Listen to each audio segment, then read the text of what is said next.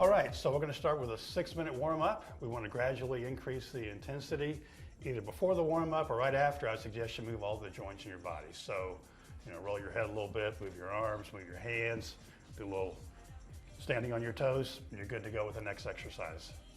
Awesome. Let's get to it. Let's do it.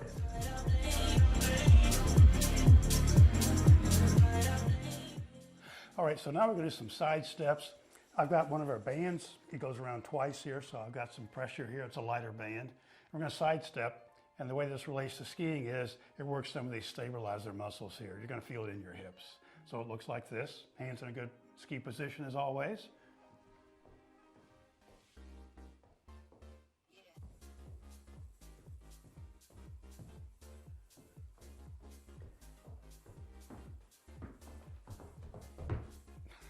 Have more fun with it. That's right.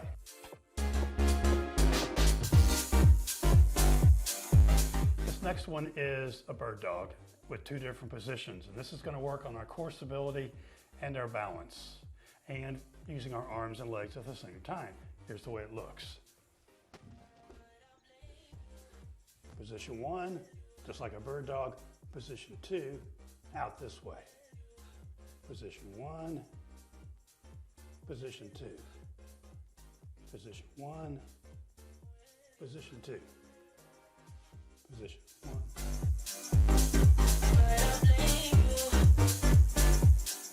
We're going to do kettlebell swings. If you've ever done kettlebell swings with a weight, this is a similar motion, but now we're going to use a band.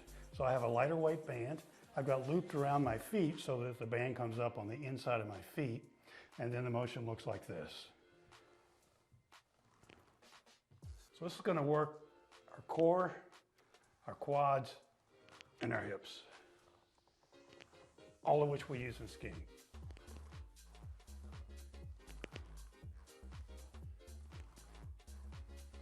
Can I try? Absolutely.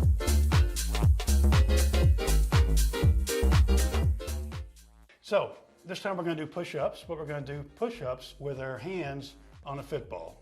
You remember last time we did push-ups with our hands on a foam pad.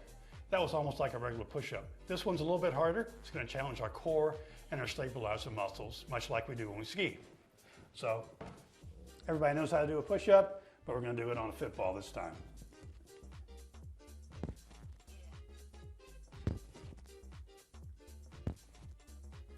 sure this one is pretty challenging. More so than it looks. Have fun with that one. If it doesn't challenge you, it doesn't change you. Exactly right.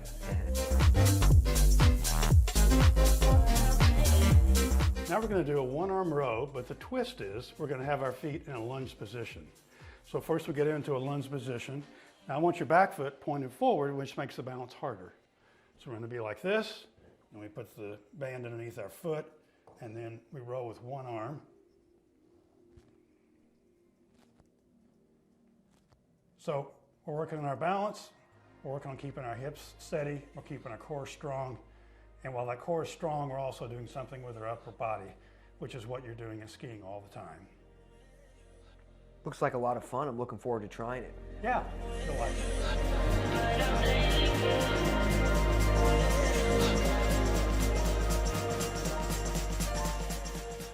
In phase 2, we're going to do split squats with an additional challenge. So now we're going to think about keeping about 60% of our weight on the balls of our feet.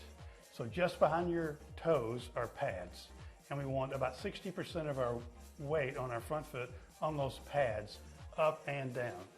We want to pause at the bottom of the split squat. Now if you want more of a challenge and you feel like your knees are doing well, then you can put a little more pressure on, say, the pad behind your big toe or the pad behind your little toe. So you can kind of go back and forth a little bit if you want. If you don't feel comfortable with that, just keep that weight on the balls of your feet evenly. Here's the way it looks. Get lined up here. Feel comfortable. Hands in a good ski position as always. Pause at the bottom. Come up. Subtle, but I've got about 60% of my weight on the balls of my feet. And now I'm going to put more weight on the ball of my foot right behind my big toe. So you're shifting your weight right now. I'm shifting my weight laterally slightly. And now I'm going to shift it laterally slightly to the left. And now I feel a little more pressure over my little toe. Up and down, up and down. And we're going to pause at the bottom, come back up. There's no rush. We're not in a big hurry. It makes it a little bit harder if you pause at the bottom. But when you're skiing, you're pausing in this position as you're going through a turn. So we're practicing that.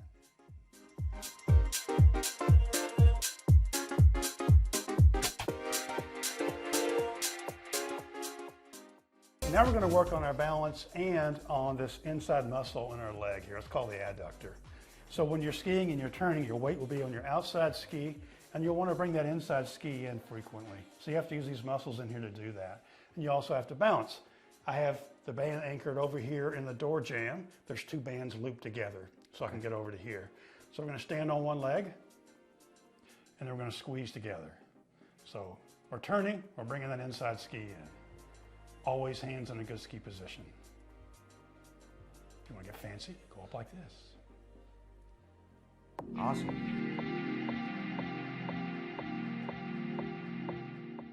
So now we're going to do a little more difficult version of a plank exercise. It's called the starfish. So in phase 2, we're picking up the pace. Here's the way a starfish looks.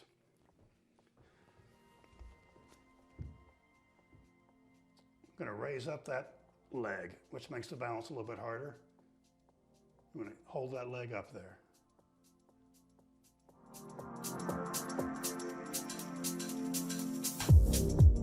Now we're going to do a 4-point rotation like we did last time, but it's a more advanced version. So to recap, the 4-point rotation is the 2 points of your hips and the 2 points of your shoulders moving at the same time. So if you put your hands on your hips, you can do like this, and you'll see the motion that we're trying to get. We're not trying to do this. We're trying to do this.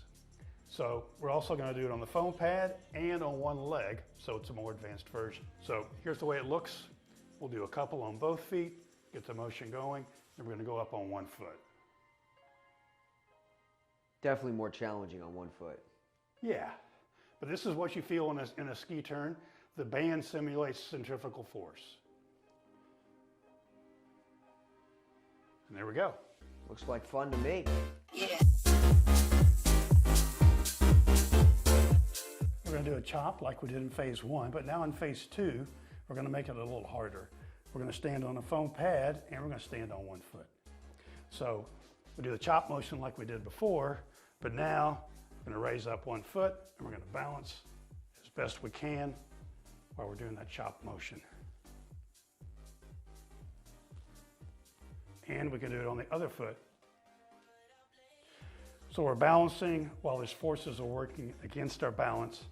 In skiing, you're always having forces that are challenging your balance. So we're learning how to respond to forces and stay on one foot. Steve, you got pretty good balance. Well, it's taken a lot of work, but it's a lot of fun to be here.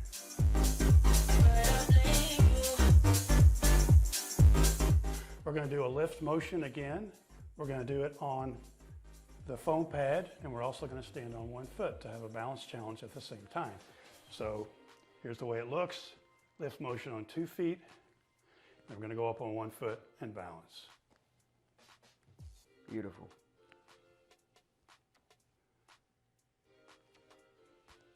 And we do the other foot, balance. That's pretty great balance, Steve. You're making us young guys look bad over here. Well, you can get here too with a little practice.